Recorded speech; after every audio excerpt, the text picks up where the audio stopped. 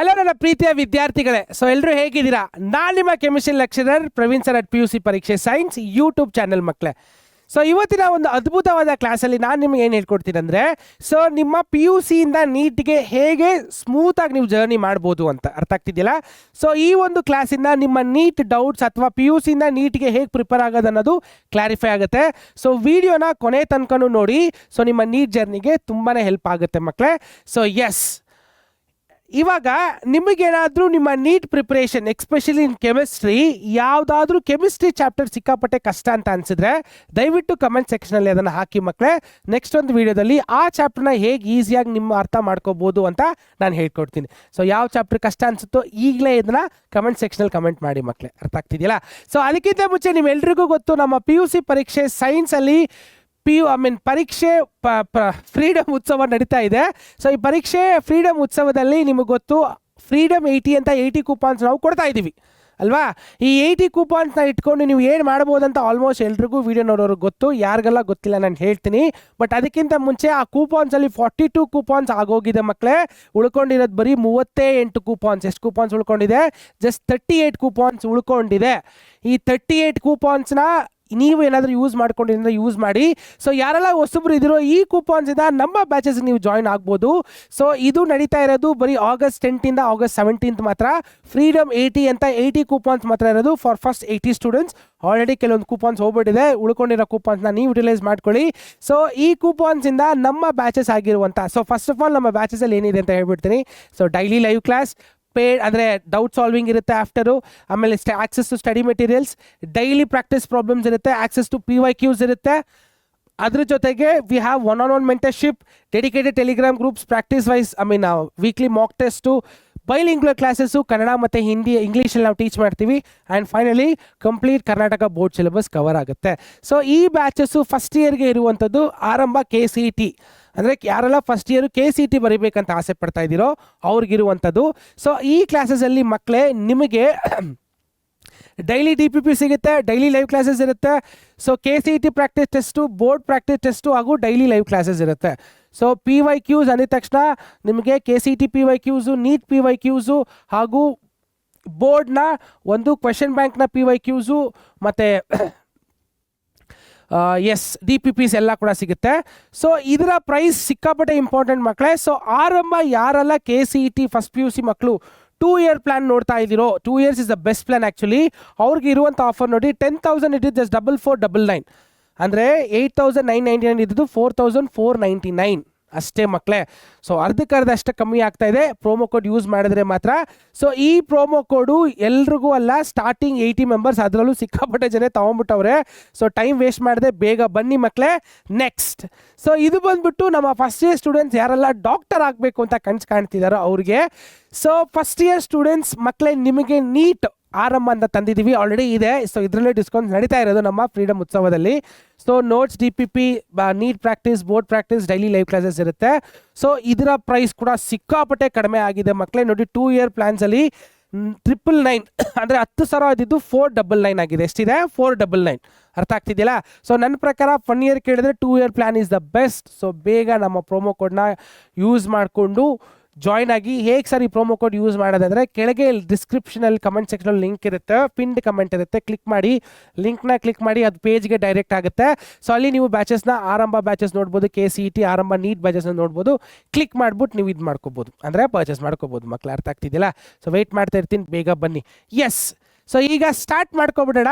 So first ನಮ್ಮ PUC ಮತ್ತು neat, ನಾನು ಜಾಸ್ತಿ ಟೈಮ್ ತೊಗೊಳಕ್ಕೆ ಹೋಗಲ್ಲ, ನಿಮಗೆ ಬೇಗ ಒಂದು ಐಡಿಯಾ ಕೊಟ್ಬಿಡ್ತೀನಿ ಮಕ್ಕಳೇ. ಸೊ ಫಸ್ಟು PU ಸಿಲೆಬಸ್ ಹೇಗಿದೆ, PU ಸಿಲೆಬಸ್ನ ಹೇಗೆ ಓದ್ತೀರ ಅಂತ ನೋಡ್ಕೊಬೇಡ. ಫಸ್ಟು ಅದು ಬೋರ್ಡ್ ಓರಿಯೆಂಟೆಡ್ ಅಲ್ವಾ. ಸೊ ಬೋರ್ಡ್ ಓರಿಯೆಂಟೆಡ್ ಅಂದರೆ ನಿಮ್ಮ mid term, quarterly, preparatory, final exam ಬರುತ್ತೆ. ಸೊ ಅದರಲ್ಲಿ ಡಿಸ್ಕ್ರಿಪ್ಟಿವ್ ಆನ್ಸರ್ಸ್ ಬರೀತೀರಾ. ಡಿಸ್ಕ್ರಿಪ್ಟಿವ್ ಆನ್ಸರ್ಸ್ ಅಂದರೆ ಹೇಗೆ ಬರೀತೀರಾ? ಡಿಸ್ಕ್ರಿಪ್ಟಿವ್ ಆನ್ಸರ್ಸ್ ಅಂದರೆ 1 mark ಆಗಿರ್ಬೋದು, MCQs 2 marks ಮತ್ತು 4 marks, 5 marks ನ್ಯೂಮರಿಕಲ್ಸ್, ಹೀಗೆ ಡಿಸ್ಕ್ರಿಪ್ಟಿವ್ ಬರೀತೀರಾ. ಡಿರೈವೇಷನ್ಸ್, ಸೊ ಡಿರೈವೇಷನ್ಸ್ ಮಾಡ್ತಿದ್ರೆ ಡಿರೈವೇಷನ್ಸ್ ಇರುತ್ತೆ. ಫಿಸಿಕ್ಸ್ ಸ್ಪೆಷಲಿ, ಕೆಮಿಸ್ಟ್ರಿ ಕೂಡ ಡಿರೈವೇಷನ್ಸ್ ಇರುತ್ತೆ. ಅದು ಬಿಟ್ಟರೆ ಲಾಂಗ್ ಆನ್ಸರ್ಸ್, ನೀವು 3 marksಗೆ ಎಷ್ಟು ಬರೀಬೇಕು ಅಷ್ಟೇ ಬರೀಬೇಕು. ಇವಾಗ ಥಿಯರಿ ಎಷ್ಟಿದೆಯೋ ಅಷ್ಟೇ ಬರೀಬೇಕು, ಅದರೊಂದು ಸ್ವಲ್ಪ ಕಮ್ಮಿ ಬರೆದ್ರೂ ಮಾರ್ಕ್ಸ್ ಕಟ್ ಆಗುತ್ತೆ. ಸೊ ಚಾಪ್ಟರ್ ವೈಸ್ ಪ್ರಿಪ್ರೇಷನ್ ಅಂದರೆ ಒಂದು ಚಾಪ್ಟರ್ನ ಇನ್ನೊಂದು ಚಾಪ್ಟರ್ಗೆ ಪ್ರಿಪೇರ್ ಹಾಕ್ಬಿಟ್ಟು ಹೋಗ್ತೀರಾ. ಫಾರ್ ಎಕ್ಸಾಂಪಲ್, ಇವಾಗ ಮಿಡ್ ಟರ್ಮ್ಗೆ 5 ಚಾಪ್ಟರ್ ಅಂತ ಅನ್ಕೊಳ್ಳೋಣ. ಸೊ 5 ಚಾಪ್ಟರ್ ಅಂದರೆ ಮಿಡ್ ಟರ್ಮ್ಗೆ 5 ಚಾಪ್ಟರ್ ಇರೋದನ್ನ ಹಂಗೆ ಬರ್ಕೊಂಡು ಹೋಗ್ತೀರಾ. ಅಲ್ವಾ, ಅದನ್ನ ಮಾತ್ರ ಪ್ರಿಪೇರ್ ಮಾಡ್ತಾರೆ, ಮಿಕ್ಕಿ ಚಾಪ್ಟರ್ ಓದೋಕೆ ಹೋಗಲ್ಲ. ಸೊ ಇದು ನಿಮ್ಮ ಬೋರ್ಡ್ ಪ್ರಿಪ್ರೇಷನ್, ಅಂದರೆ ನಿಮ್ಮ ಕರ್ನಾಟಕ ಬೋರ್ಡ್ ಇರುತ್ತೆ. ಸೊ ನೀಟ್ ಪ್ರಿಪ್ರೇಷನ್ ಆ್ಯಕ್ಚುಲಿ ಹೇಗಿರುತ್ತೆ, ಇದು ಬಂದ್ಬಿಟ್ಟು ಎಂಟ್ರೆನ್ಸ್ ಓರಿಯೆಂಟೆಡ್. ಯಾವುದೇ ಒಂದು ಮೆಡಿಕಲ್ ಅಡ್ಮಿಷನ್ ನಿಮಗೆ ಬೇಕಾದರೆ ನೀಟ್ ಕಂಪಲ್ಸರಿ ಅಲ್ವಾ. ಸೊ ಇದರಲ್ಲಿರುವಂಥ ಎಲ್ಲ ಕ್ವೆಶನ್ಸು MCQ ಕ್ವೆಶನ್ಸ್. ಸೊ ಎಲ್ಲನೂ ಡಿಸ್ಕ್ರಿಪ್ಟಿವ್ ಇರಲ್ಲ, MCQs ಇರುತ್ತೆ. ಎಲ್ಲನೂ ಅಪ್ಲಿಕೇಶನ್ ಪಾರ್ಟ್. ಅಪ್ಲಿಕೇಶನ್ ಅಂದರೆ ಒಂದು ಟಾಪಿಕ್ನ ಓದಿರ್ತೀರ, ಆ ಟಾಪಿಕ್ಕಿಂದ ಯೂಸ್ ಮಾಡಿಕೊಂಡು ಕೇಳಿರುವಂಥ ಕ್ವೆಶನ್ನ ಅನಲೈಸ್ ಮಾಡಿ, ಥಿಂಕ್ ಮಾಡಿ, ಅದೆರಡೂ ಕನೆಕ್ಟ್ ಮಾಡಿ ಸಾಲ್ವ್ ಮಾಡಬೇಕು ನೀವು ಕೊಟ್ಟಿರುವಂಥ ಟೈಮಲ್ಲಿ. So speed and accuracy is very important for neat preparation. And concepts R mixed concepts, ಅಂದರೆ ಒಂದು ಕಾನ್ಸೆಪ್ಟ್ನ ಇನ್ನೊಂದು ಕಾನ್ಸೆಪ್ಟ್ಗೆ ಲಿಂಕ್ ಮಾಡಿ, ಒಂದೆರಡು ಕಾನ್ಸೆಪ್ಟ್ ಅಲ್ಲ ಜಾಸ್ತಿ ಕಾನ್ಸೆಪ್ಟ್ನ ಲಿಂಕ್ ಮಾಡಿ, ಸೊ ಅದನ್ನು ನಿಮಗೆ ಸಾಲ್ವ್ ಮಾಡಿಸ್ತಾರೆ. ಅಂದರೆ ಕ್ವೆಶನ್ ಕೊಡ್ತಾರೆ, ಅದನ್ನ ನೀವು ಸಾಲ್ವ್ ಮಾಡಬೇಕು. ಅರ್ಥ ಆಗ್ತಿದೆಯಲ್ಲ. ಸೊ PUC ಅನ್ನೋದು ಫೌಂಡೇಶನ್ನು, ವೆರಾಸ್ ನೀಟ್ ಅನ್ನೋದು foundation plus application and speed ಮಕ್ಕಳೇ. ಎಕ್ಸ್ಟ್ರಾ ಇರೋದು ಅಪ್ಲಿಕೇಶನ್ ಪ್ಲಸ್ ಸ್ಪೀಡ್. ಫೈನಲಿ ಇವಾಗ ನಿಮ್ಮ ಸಿಲೆಬಸ್ ಏನಂತ ನೋಡ್ಕೊಬಿಡೋಣ. ನೋಡಿ, ಇಲ್ಲಿ ನಿಮ್ಮ ಸಿಲೆಬಸ್ಸಲ್ಲಿ ನೋಡಿ, some basic concept of chemistry, atomic structure, chemical bonding, thermodynamics, solutions, equilibrium, redox reaction, chemical kinetics. So ಮಕ್ಕಳೇ, ನೀವು ಫಸ್ಟ್ ಇಯರು ಸೆಕೆಂಡ್ ಇಯರ್ ಇಬ್ಬರು ಆ್ಯಕ್ಚುಲಿ ನಾವು ನೀಟ್ ಸಿಲೆಬಸ್ ಅಂತ ನೋಡ್ತೀವಿ ಹೊತ್ತು ಫಸ್ಟ್ ಇಯರ್ ಸೆಕೆಂಡ್ ಇಯರ್ ಅಂತ ಹೇಳಕ್ಕೆ ಹೋಗಲ್ಲ. ಅರ್ಥ ಆಗ್ತಿದೆಯಲ್ಲ. ಸೊ ಇದು ನಿಮ್ಮ ಫಿಸಿಕಲ್ ಕೆಮಿಸ್ಟ್ರಿಯ ಕಾನ್ಸೆಪ್ಟ್ಸ್ ಎಲ್ಲ ಫಸ್ಟ್ ಇಯರ್ ಸೆಕೆಂಡ್ ಇಯರ್ ಓದಿರುವಂಥ ಕಾನ್ಸೆಪ್ಟ್. ಫಸ್ಟ್ ಇಯರ್ ಮಕ್ಕಳು ನೋಡ್ತಾ ಇದ್ರೆ ಕೆಲವೊಂದು ಚಾಪ್ಟರ್ಸ್ ನಿಮಗೆ ಹೊಸದು ಅನ್ಸ್ಬೋದು, ಅದು ನೀವು ಸೆಕೆಂಡ್ ಇಯರ್ಲಿ ಓದ್ತೀರಾ. ಸೊ ಇನ್ಆರ್ಗ್ಯಾನಿಕ್ ಕೆಮಿಸ್ಟ್ರಿಯಲ್ಲಿ ಪೀರಿಯಾಡಿಸಿಟಿ ಇನ್ ಕ್ಲಾಸಿಫಿಕೇಶನ್, ಅಂದರೆ classification of elements and periodicity, D and F block coordination compounds. ಈ P ಬ್ಲಾಕ್ ಅಂತ ಮಾರ್ಕ್ ಮಾಡಿದ್ದೀನಿ ಗೊತ್ತಾ, ಇದು ಬಂದ್ಬಿಟ್ಟು ಇಬ್ರಿಗೂ ಗೊತ್ತಿರಲ್ಲ ಆ್ಯಕ್ಚುಲಿ. ಫಸ್ಟ್ ಇಯರ್ಗೂ ಗೊತ್ತಿರಲ್ಲ, ಸೆಕೆಂಡ್ ಇಯರ್ಗೂ ಗೊತ್ತಿರಲ್ಲ. ಇದು ಆ್ಯಕ್ಚುಲಿ ಹಳೆ ಸಿಲೆಬಸ್ಸು, ಬಟ್ ನೀಟಲ್ಲಿ ಅದನ್ನು ಉಳಿಸ್ಕೊಂಡಿದ್ದಾರೆ. ಸೊ ನೀವು ಫಸ್ಟ್ ಇಯರ್ ಸೆಕೆಂಡ್ ಇಯರ್ ಆಗಿದ್ರು ಕೂಡ P ಬ್ಲಾಕ್ನ ಸ್ಟಡಿ ಮಾಡಬೇಕು. ಸೊ ಇದೇ ನಿಮ್ಮ ನೀಟ್ ಗ್ಯಾಪ್ ಮಕ್ಕಳೇ. ನೀಟ್ಗೂ ಬೋರ್ಡ್ಗೂ ಇರುವಂಥ ಗ್ಯಾಪ್ ಇದೆ. ಆ P ಬ್ಲಾಕ್ ಎಲಿಮೆಂಟ್ಸ್ ಇದೆ ಗೊತ್ತಾ, ಅದೇ ನಿಮ್ಮ ಗ್ಯಾಪು. ಆ ಸಿಲೆಬಸ್ನ ನೀವು ಎಕ್ಸ್ಟ್ರಾ ಓದ್ಕೋಬೇಕು, ಅದು ನಿಮ್ಮ ಟೆಕ್ಸ್ಟ್ ಬುಕ್ಕಲ್ಲಿ ಸಿಗಲ್ಲ. ಅರ್ಥ ಆಗ್ತೀರಾ. P ಬ್ಲಾಕ್ ಎಲಿಮೆಂಟ್ಸ್ನ ನೀವು ಎಕ್ಸ್ಟ್ರಾ ಓದ್ಕೋಬೇಕು. ಅದಾದಮೇಲೆ ಆರ್ಗ್ಯಾನಿಕ್ ಕೆಮಿಸ್ಟ್ರಿಯಲ್ಲಿ ಪ್ಯೂರಿಫಿಕೇಷನ್, ಕ್ಲಾಸಿಫಿಕೇಷನ್ನು, ಅದಾದಮೇಲೆ basic principle, hydrocarbons, halogen compounds. ಇಲ್ಲಿ ಹ್ಯಾಲೋಜನ್ ಕಾಂಪೌಂಡ್ಸ್ ಅಂತ ಇದೆ. ಹ್ಯಾಲೋಜನ್ ಕಾಂಪೌಂಡ್ಸ್ ಅಂದರೆ ಹ್ಯಾಲೋ ಆಲ್ಕೇನ್ಸ್, ಹ್ಯಾಲೋ ಒರಿನ್ಸ್. ಅದು ಆಕ್ಸಿಜನ್ ಕಾಂಪೌಂಡ್ಸ್ ಅಂದರೆ carboxylic acids, aldehydes, ketones. Nitrogen compounds ಅಂದರೆ ಅಮೈನ್ಸು, ಬಯೋಮಾಲಿಕ್ಯೂಲ್ಸ್ ಆಲ್ರೆಡಿ ಗೊತ್ತು. ಪ್ರಾಕ್ಟಿಕಲ್ ಕೆಮಿಸ್ಟ್ರಿ, ಕ್ವಾಲಿಟೇಟಿವ್ ಅನಾಲಿಸಿಸ್ ಅಲ್ವಾ, ಕ್ವಾಂಟಿಟೇಟಿವ್ ಆ್ಯಂಡ್ ಕ್ವಾಲಿಟೇಟಿವ್ ಅನಾಲಿಸಿಸ್ ಅದೆರಡು. ಸೊ ಇದು ನಿಮ್ಮ ನೀಟ್ ಸಿಲೆಬಸ್. ಎಕ್ಸ್ಟ್ರಾ ಏನಿರೋದಿಲ್ಲಿ P ಬ್ಲಾಕ್ ಎಲಿಮೆಂಟ್ಸ್ ಒಂದು ಎಕ್ಸ್ಟ್ರಾ ಇದೆ ಅಲ್ವಾ. ಸೊ ಕಮಿಂಗ್ ಟು ನೆಕ್ಸ್ಟ್, ನಿಮ್ಮ ಫಸ್ಟ್ ಇಯರ್ ಸಿಲೆಬಸ್ನ ಯಾವುದೇ ಕಾರಣಕ್ಕೂ ನೀವು ಮಿಸ್ ಮಾಡಬಾರ್ದು. ನಾನು ಫಸ್ಟೇ ಹೇಳಿದೆ, ನೀಟ್ ಅಂತ ಬಂದರೆ ಇಲ್ಲಿ ಫಸ್ಟ್ ಇಯರ್ ಸೆಕೆಂಡ್ ಇಯರ್ ಅಂತ ಏನೂ ಇಲ್ಲ. ಕಂಪ್ಲೀಟ್ ನೀಟ್ ಸಿಲೆಬಸ್ನ ನೀವು ಓದ್ಕೊಳ್ಳೇಬೇಕು. ಕರೆಕ್ಟಾ. So mole concept, atomic structure, chemical bonding, thermodynamics, equilibrium, redox reaction, general organic chemistry ಹಾಗೂ ಹೈಡ್ರೋಕಾರ್ಬನ್ಸ್. ಇದರಲ್ಲಿ ಯಾವುದೇ ಕಾನ್ಸೆಪ್ಟು ನೀವು ಬಿಡಂಗಿಲ್ಲ ಮಕ್ಕಳೇ. ಸೊ ಸೆಕೆಂಡ್ ಇಯರ್ ಆಗಿದ್ರು ನೀವು ಫಸ್ಟ್ ಇಯರ್ ಕಾನ್ಸೆಪ್ಟ್ನ ಸೆಕೆಂಡ್ ಇಯರ್ಗೆ ಎಕ್ಸಾಮ್ಗೆ ಹೆಂಗೆ ಪ್ರಿಪೇರ್ ಆದ್ರೋ ಅದೇ ಥರನೇ ಪ್ರಿಪೇರ್ ಆಗಬೇಕು. ಫೈನಲಿ ಇವಾಗ ನೀಟ್ಗೆ ನೀವು ಯಾವುದೇ ಚಾಪ್ಟರ್ನ ಸ್ಟಡಿ ಮಾಡೋಕ್ಕಿಂತ ಮುಂಚೆ ಯಾವತ್ತು ಕನೆಕ್ಟಿಂಗ್ ಡಾಟ್ಸ್ನ ಇಟ್ಕೊಳ್ಳಿ. ಏನು ಸರ್ ಇದು ಕನೆಕ್ಟಿಂಗ್ ಡಾಟ್ಸ್ ಅಂತ ಕೇಳಿದ್ರೆ, ಇವಾಗ ನೀವು ಒಂದು ವೆಬ್ ಸೀರೀಸ್ ನೋಡ್ತಾ ಇರ್ತೀರಾ. ವೆಬ್ ಸೀರೀಸ್ನ ಹೇಗೆ ನೋಡ್ತೀರಾ, ಸೀಸನ್ 1 ಎಪಿಸೋಡ್ 1 ಶುರು ಹಚ್ಕೊಂಡು ಸೀಸನ್ 5 ಎಪಿಸೋಡ್ 10 ತನಕ ನೋಡ್ತೀರಾ. ಅದ್ರ ಮಧ್ಯದಲ್ಲಿ ಎಲ್ಲಾದರೂ ಜಂಪ್ ಹೊಡಿತೀರಾ, ಓಡಿದ್ರೆ ನಿಮಗೆ ವೇಸ್ಟ್, ಅರ್ಥ ಆಗಲ್ಲ. So season wise episode wise ನೋಡ್ಕೊಂಡು ಹೋಗ್ತಿರಲ್ಲ, ಅದೇ ಥರ ಕೆಮಿಸ್ಟ್ರಿಯಲ್ಲಿ ಕೂಡ ನಾವು ಚಾಪ್ಟರ್ಸ್ನ ಕನೆಕ್ಟ್ ಮಾಡ್ಬೋದು. ಇವಾಗ ನೀವು ಫಿಸಿಕಲ್ ಕೆಮಿಸ್ಟ್ರಿನ ಹೇಗೆ ಕನೆಕ್ಟ್ ಮಾಡ್ಬೋದು ಅಂದರೆ, ಫಸ್ಟ್ ಮೋಲ್ ಕಾನ್ಸೆಪ್ಟ್ ಎಲ್ಲಿ ಓದ್ತೀರಾ, first year. Molecular calculation first year, solution second year, ಅದಾದಮೇಲೆ ಎಲೆಕ್ಟ್ರೋಕೆಮಿಸ್ಟ್ರಿ ಸೆಕೆಂಡ್ ಇಯರು, ಅದಾದಮೇಲೆ ಕೆಮಿಕಲ್ ಕೈನೆಟಿಕ್ಸು. ಈ ಥರ ನೀವು ಫಸ್ಟ್ ಇಯರ್ ಸೆಕೆಂಡ್ ಇಯರ್ ಚಾಪ್ಟರ್ನ ಕಂಪ್ಲೀಟ್ ಆದಮೇಲೆ ನೀಟ್ಗೆ ಪ್ರಿಪೇರ್ ಆಗುವಾಗ ಈ ಥರ ಚಾಪ್ಟರ್ಸ್ನ ಕನೆಕ್ಟ್ ಮಾಡಿದ್ರೆ ಆ ಸೀರೀಸಲ್ಲಿ ನಿಮಗೆ ಚಾಪ್ಟರ್ಸ್ ಅರ್ಥ ಆಗುತ್ತೆ. ಸೊ ನೀವು ಕೆಮಿಕಲ್ ಕೈನೆಟಿಕ್ಸ್ ಬರೋಷ್ಟರಲ್ಲಿ ಅಲ್ಲಿರೋ ಕಾನ್ಸೆಪ್ಟ್ಸ್ ಎಲ್ಲ ಈಸಿಯಾಗಿ ಅರ್ಥ ಮಾಡ್ಕೊಂಡ್ಬಿಡ್ತೀರಾ. ಅದೇ ಥರ ಆರ್ಗ್ಯಾನಿಕ್ ಕೆಮಿಸ್ಟ್ರಿ ಕೂಡ ನಾವು ಕನೆಕ್ಟ್ ಮಾಡಬೇಕು. ಜನರಲ್ ಆರ್ಗ್ಯಾನಿಕ್ ಕೆಮಿಸ್ಟ್ರಿನ ಶುರು ಮಾಡಬೇಕು. ಹೈಡ್ರೋಕಾರ್ಬನ್ಸ್ನ ಕಂಪ್ಲೀಟಾಗಿ ಅರ್ಥ ಮಾಡ್ಕೊಂಡು ಹ್ಯಾಲೋ ಆಲ್ಕೇನ್ಸ್, ಆಲ್ಕೋಹಾಲ್ಸ್, ಕಾರ್ಬನಿಲ್ ಗ್ರೂಪ್ಸು ಮತ್ತು ಅಮೈನ್ಸು, ಈ ಥರ ಚಾಪ್ಟರ್ಸ್ನ ಕನೆಕ್ಟ್ ಮಾಡೋದಕ್ಕೆ ಕಲ್ತ್ಕೊಳ್ಳಿ. ನೀಟ್ ಪ್ರಿಪ್ರೇಷನ್ ಬಗ್ಗೆ ನಾನು ಮಾತಾಡ್ತಾ ಇದ್ದೀನಿ. ನೆಕ್ಸ್ಟು, ಒಂದೊಂದು ಬ್ರಾಂಚ್ನು ಹೇಗೆ ಸ್ಟಡಿ ಮಾಡೋದು. ಇವಾಗ ಫಿಸಿಕಲ್ ಕೆಮಿಸ್ಟ್ರಿನ ಹೇಗೆ ಸ್ಟಡಿ ಮಾಡ್ತೀರಾ ಅಂದರೆ, ನೋಡಿ ಫಿಸಿಕಲ್ ಕೆಮಿಸ್ಟ್ರಿ ನಿಮ್ಮ ತಲೆಗೆ ಬರಬೇಕಾಗಿರೋದು ನ್ಯೂಮರಿಕಲ್ಸ್ ಕೊಡ್ತಾರೆ. ಸರ್ ಫಿಸಿಕಲ್ ಕೆಮಿಸ್ಟ್ರಿ ಅಂದರೆ ನ್ಯೂಮರಿಕಲ್ಸೇ ಬರೋದು. ಓಕೆ, ಅದನ್ನು ಹೇಗೆ ಸ್ಟಡಿ ಮಾಡಬೇಕು, ಫಸ್ಟು ಕಾನ್ಸೆಪ್ಟ್ಸ್ನ ಅರ್ಥ ಮಾಡ್ಕೋಬೇಕು, ಟಾಪಿಕ್ ಏನಿದೆಯೋ. ಅದಾದಮೇಲೆ ರಿಲೆವೆಂಟ್ ಫಾರ್ಮುಲಾನ ಪ್ರಾಕ್ಟೀಸ್ ಮಾಡಬೇಕು. Relevant formula with SI unit practice ಮಾಡಬೇಕು. ಅದಾದಮೇಲೆ ಆ ಫಾರ್ಮುಲಾಗೆ ಸಂಬಂಧಪಟ್ಟಂಗೆ ನ್ಯೂಮರಿಕಲ್ಸ್ನ ಪ್ರಾಕ್ಟೀಸ್ ಮಾಡಬೇಕು. ನ್ಯೂಮರಿಕಲ್ಸ್ನ MCQ ನ್ಯೂಮರಿಕಲ್ಸ್ನ ಕನ್ವರ್ಟ್ ಮಾಡಿಬಿಟ್ಟು ಸಾಲ್ವ್ ಮಾಡಬೇಕು. ಓಕೆ, ಸೊ ಫೈನಲಿ MCQನೇ ಓದ್ಕೋಬೇಕು. ಬಟ್ ಆ MCQ ಬರೋಕ್ಕಿಂತ ಮುಂಚೆ concept, formula, numerical, MCQ for physical chemistry. ಆ ಟಾಪಿಕ್ಸ್ ಯಾವ್ದು ಬೇಕಾದ್ರೆ, mole concept, solution, thermodynamics, equilibrium, ಯಾವ್ದು ಬೇಕಾದ್ರೂ ಇರ್ಬೋದು. ಜನರಲ್ ಆಗಿ ಕೊಡ್ತಾ ಇದ್ದೀನಿ. ನೆಕ್ಸ್ಟ್ ಇನ್ಆರ್ಗ್ಯಾನಿಕ್ ಬಂದಾಗ ಕಾನ್ಸೆಪ್ಟ್ಸ್ನ ಸ್ಟಡಿ ಮಾಡಬೇಕು. NCERT ಲೈನ್ ಬೈ ಲೈನ್ನ ಓದೋದಕ್ಕಿಂತ ಮುಂಚೆ ಅದರ ಎಕ್ಸಾಂಪಲರ್ ಪ್ರಾಬ್ಲಮ್ಸು ಮತ್ತು ಎಕ್ಸಸೈಸ್ ಪ್ರಾಬ್ಲಮ್ಸ್ನ ಸಾಲ್ವ್ ಮಾಡಿರಬೇಕು. ಅರ್ಥ ಆಗ್ತಿದ್ದಿಲ್ಲ? ಸೊ ಟ್ರೆಂಡ್ಸ್ನ ಸ್ಟಡಿ ಮಾಡಬೇಕು. ಇವಾಗ ನಿಮ್ಮ periodic classification of elements, periodicity and ಟ್ರೆಂಡ್ಸಲ್ಲಿ you have to study about what is that trends. So atomic radius, atomic size, ionisation enthalpy, ಮತ್ತು ಅಯನೈಸೇಷನ್ ಎಂಥಾಲ್ಪಿ, ಜಾಸ್ತಿ ಪ್ರಾಪರ್ಟೀಸ್ ಇದೆ. ಆ ಥರ ಟ್ರೆಂಡ್ಸ್ನ ಸ್ಟಡಿ ಮಾಡ್ಕೋಬೇಕು. ಅದ್ರ ಸಂಬಂಧಪಟ್ಟದ MCQsನ ಸಾಲ್ವ್ ಮಾಡಬೇಕು.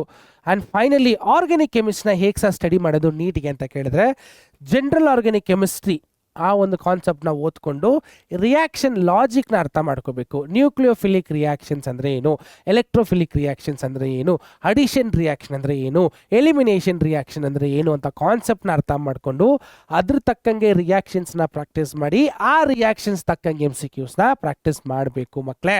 ಸೊ ಈ ಥರ ಒಂದೊಂದು ಬ್ರ್ಯಾಂಚ್ಗೂ ಒಂದೊಂದು ಥರ ಪ್ರಿಪ್ರೇಷನ್ ಇದೆ. ಯಾವ್ಯಾವ ಬ್ರ್ಯಾಂಚ್ಗೆ ಯಾವ್ಯಾವ ಥರ ಪ್ರಿಪ್ರೇಷನ್ಸ್ನ ಹೇಗೆ ಅಪ್ಲೈ ಮಾಡಬೇಕು ಅದನ್ನು ನೀವು ಅರ್ಥ ಮಾಡ್ಕೊಂಡು ಅಪ್ಲೈ ಮಾಡ್ಕೋಬೇಕು. ಅರ್ಥ ಆಗ್ತಿದೆಯಲ್ಲ? ಸೊ ಫೈನಲಿ ನೀವು ಯಾವ್ಯಾವ ಸ್ಟೆಪ್ಸು ಫಾಲೋ ಮಾಡಬೇಕು ಅಂತ ನಾನು ಹೇಳ್ಬಿಡ್ತೀನಿ. ಫಸ್ಟ್ ಸ್ಟೆಪ್ಪು PUC ಕಾನ್ಸೆಪ್ಟ್ಸ್ನ ಕಂಪ್ಲೀಟಾಗಿ ಮುಗಿಸ್ಬಿಡಿ. ನೀಟ್ ಸಿಲೆಬಸಲ್ಲಿ PU ಸಿಲೆಬಸ್ ಇದೆ ಗೊತ್ತಾ, ಕಂಪ್ಲೀಟ್ ಮುಗಿಸಾಕ್ಬಿಡಿ. Step number 2, so identify NEET gap. Already ನಾನು ಹೇಳ್ಬಿಟ್ಟೆ, ಇಲ್ಲಿ ನಿಮಗೆ ಬೋರ್ಡ್ಗೂ ನೀಟ್ಗೂ ಇರುವಂಥ ಗ್ಯಾಪ್ ಒಂದೇ ಒಂದು P ಬ್ಲಾಕ್ ಎಲಿಮೆಂಟ್ಸ್. ಆ ಎಕ್ಸ್ಟ್ರಾ ಸಿಲೆಬಸ್ನ ನೀವು ಕವರ್ ಮಾಡ್ಕೋಬೇಕು. ಪಾಯಿಂಟ್ ನಂಬರ್ 3, ಸೊ NCERTನ ಸ್ಟ್ರೆಂಥನ್ ಮಾಡಬೇಕು. NCERT ಟೆಕ್ಸ್ಟ್ ಬುಕ್ಕಲ್ಲಿ ಇರುವಂಥ ಎಲ್ಲ ಎಕ್ಸಾಂಪಲರ್ ಪ್ರಾಬ್ಲಮ್ಸು, ಎಕ್ಸೈಸ್ ಪ್ರಾಬ್ಲಮ್ಸ್ನ ನೀವು ಚಾಪ್ಟರ್ ವೈಸ್ ಸಾಲ್ವ್ ಮಾಡಿರಬೇಕು.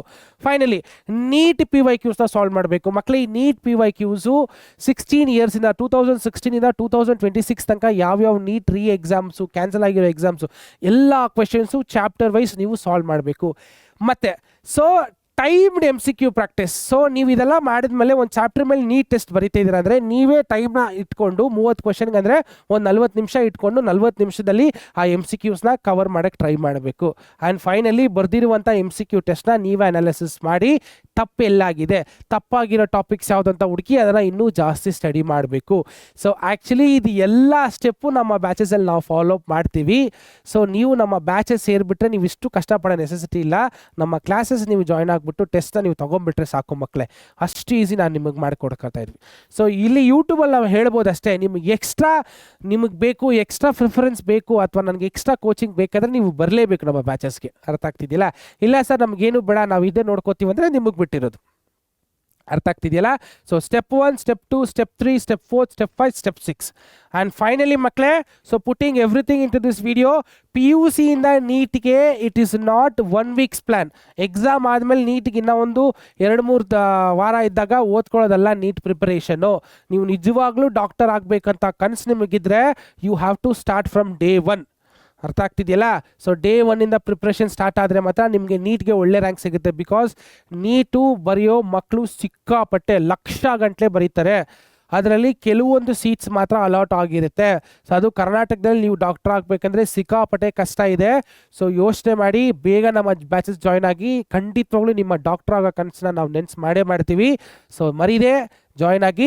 ಸೊ ಅಷ್ಟೇ, ನಿಮ್ಮ PUCಗಿಂತ ನೀಟಿಗಿರುವಂಥ ಡಿಫ್ರೆನ್ಸು ಹೇಗೆ ನೀವು ಓದ್ಕೋಬೇಕು ಅಂತ ಒಂದು ಶಾರ್ಟ್ ವೀಡಿಯೋದಲ್ಲಿ ನಾನು ನಿಮ್ಗೆ ಹೇಳಿದ್ದೀನಿ. ಈ ವಿಡಿಯೋ ನಿಮ್ಗೆ ಇಷ್ಟ ಆಗಿದ್ರೆ ದಯವಿಟ್ಟು ಒಂದು ಲೈಕ್ ಕೊಡಿ ಮಕ್ಕಳೇ. ಮತ್ತೊಂದು ಅದ್ಭುತವಾದ ಒಂದು ಲಾಂಗ್ ಫಾರ್ಮ್ ವಿಡಿಯೋದಲ್ಲಿ ನಾನು ನಿಮ್ಮನ್ನು ಭೇಟಿ ಆಗ್ತೀನಿ. ಸೊ ಅಲ್ಲಿ ತನಕ ಟೇಕ್ ಕೇರ್, ಬಾಯ್ ಬಾಯ್ ಮಕ್ಕಳೇ.